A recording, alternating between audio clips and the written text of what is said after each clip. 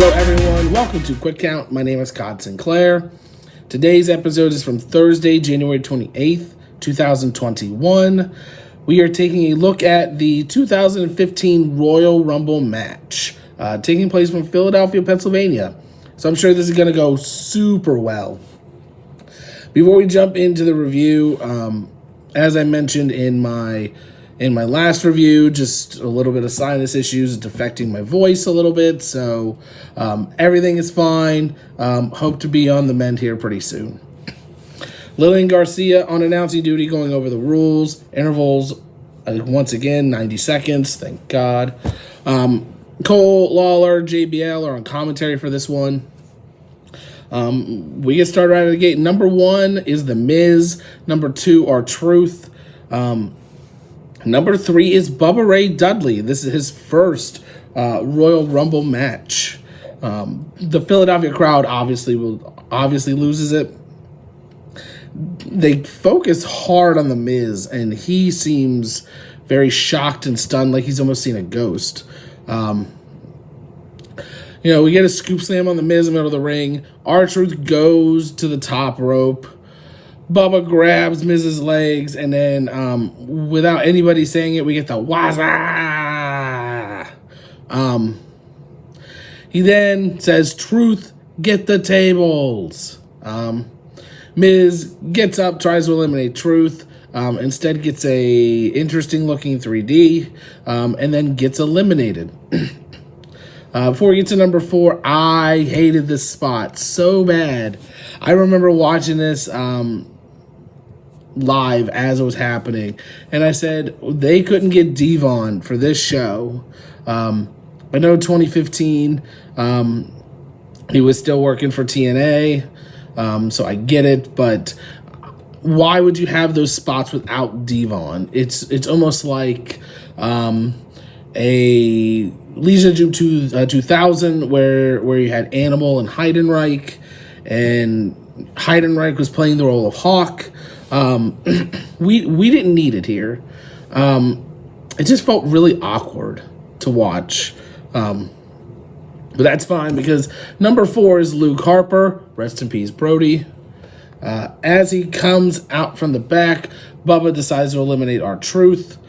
Harper goes for a discus clothesline, misses. Bubba tries to counter with a Bubba Bomb. He misses. And then number 5 is Bray Wyatt. Bubba Ray trying to break free from the double team, but ends up being eliminated by Wyatt. Number 6 is Curtis Axel. Or is it? Eric Rowan jumps him from behind and ends up taking his spot after he lost the opportunity in a match on Raw. So we have all 3 former Wyatt family members in the ring. They're going at it. Rowan goes to eliminate Harper. Bray comes from behind, eliminates both of them. Slate is clean for number 7, the Boogeyman. Cringeworthy stuff from Michael Cole here. We have the Eater of Worlds versus the Eater of Worms. God, Cole, stop. It's fine. This doesn't last long. Boogeyman gets eliminated. 8 is Sin Cara. 9 is Zack Ryder. They both get disposed of seconds after coming in the ring. Number 10 is Daniel Bryan, who is not only the crowd favorite, but the odds-on favorite to win this match.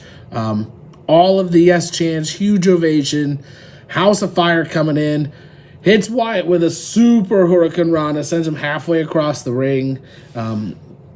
We get number 11 next, Fandango. His theme music here sucks. We definitely want the old stuff, and so does the crowd, because they start humming the old theme. So they're just kind of grappling in the ring, and you just hear da da da da da da da da da da, and it was just great, because you remember his theme music really blowing up, and now they have him with Rosa Mendez, yeah. Ugh. 12 is Tyson Kidd, and who in 2012, or even a couple years before this, wouldn't want to see TJ Wilson versus Bryan Danielson. But we do get a double crossbody in the middle of the ring from Kidd and Bryan, so they're smacked. They're down. 13 is Stardust. It's so strange nowadays to see Cody Rhodes in his Stardust gimmick. Him and Fandango exchange elimination attempts. Bryan then eliminates Tyson Kidd. Wyatt gets thrown to the outside. Bryan hits a tope suicida, and they are stuck out there for a little bit. Number 14, we get the master of the Diamond Kata. That is Mr. DDP Diamond Dallas Page. At the time in 2015, you knew it had to be surreal for Cody Rhodes to be in the ring with Dallas, not knowing where they would be 3 to 4 years down the road with, All In, the start of All Elite Wrestling. But back to the match, DDP with diamond cutters everywhere, including a Tower of London on Fandango. Shout out to Nigel McGuinness. 15 is 15 is Rusev. Avoids a diamond cutter, eliminates DDP. Then he quickly eliminates Fandango. And then we get Daniel Bryan with his yes kicks in the middle of the ring on Wyatt and Rusev. JBL with more cringe here. Thank goodness Daniel Bryan only has 2 feet. If he were an octopus, he would have already won the match. Well, awkward timing there because Rusev throws Bryan over. He lands on the apron and then gets bodied off of the apron by Wyatt. This Philly crowd is absolutely upset. I remember watching this. I was extremely upset. Absolutely awful. We'll get to that at the end of the review. Number 16 is Goldust. Quickly tries Shattered Dreams, but Stardust actually tries to throw him out instead. We now quickly hear the Daniel Bryan chants from the crowd and the boos that are starting to fill the arena. Number 17 is Kofi Kingston, a member of the newly formed New Day.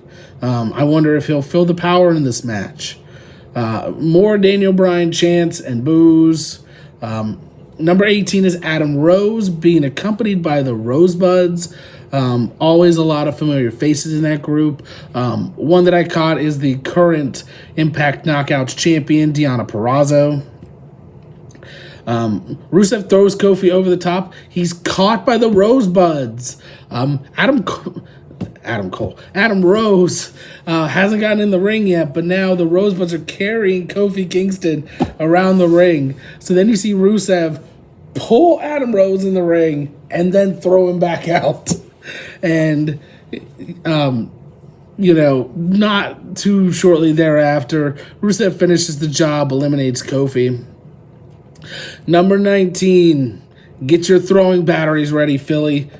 Number 19 is all the boos. It is Roman Reigns.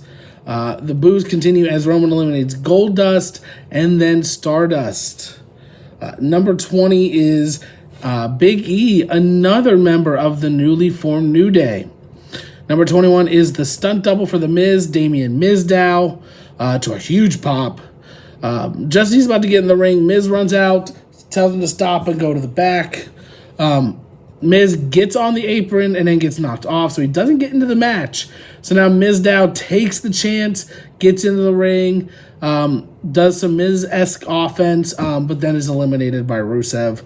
The best part is Miz is on the floor and he's throwing a tantrum. He's like, "Urgh!" So then obviously the stunt double kicks back in. He's, it's very underrated gimmick during this time. Super over with the crowd though. Number 22 is the All-American Jack Swagger. We the People also at this point is super over. 23 is Ryback, and he just reminds me of Scott Steiner in his late WCW years and his early WCW years, early 2000s WWE years. Just reckless and very one-dimensional. CM Punk chants from the crowd now. Number 24 is Kane. Number 25 is the Lunatic Fringe, Dean Ambrose, now known as Jon Moxley in AEW. to a huge pop and "Let's Go Ambrose" chants, as he seems to be the new crowd favorite. Number 26 is Titus O'Neil, and he's out.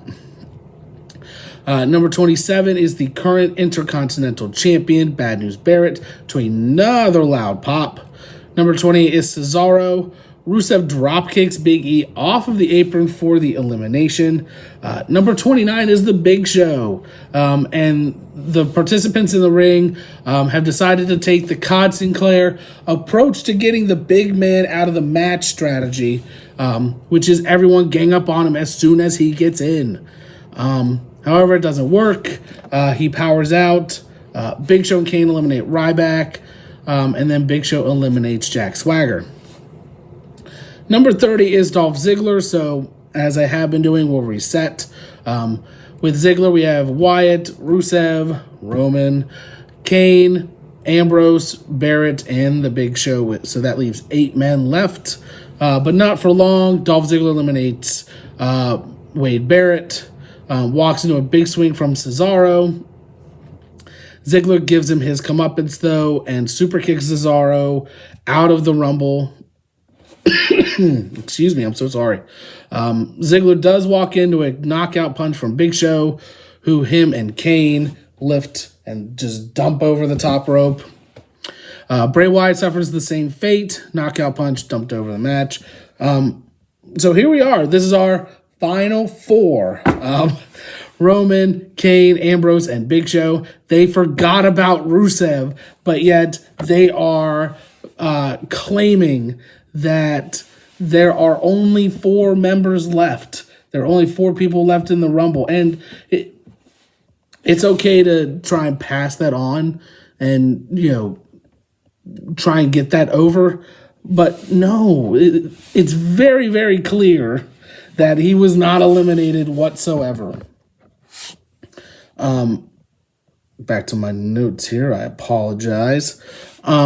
So the boos start to grow now. Kane and Show eliminate Ambrose. The boos are really loud at this point. The crowd starts to chant BS. You knew at this point what the finish was going to be after Ambrose got eliminated. The boos are not stopping. So now Kane and Show are imploding. Show tried to eliminate Kane, so now they're trying to eliminate themselves. Reigns comes in, eliminates them both. The bell rings. No announcement is made, though. Kane and Show come back in, start the beatdown on Reigns, and give him a double choke slam.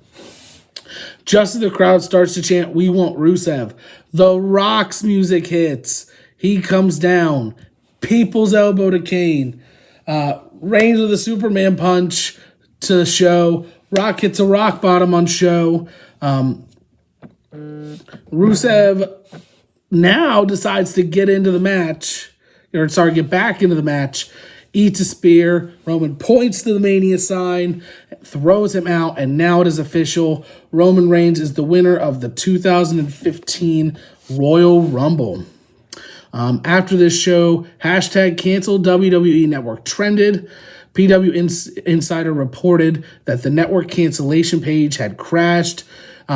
Even people calling at that point, according to their reports, were told to call back the next day because there were too many calls.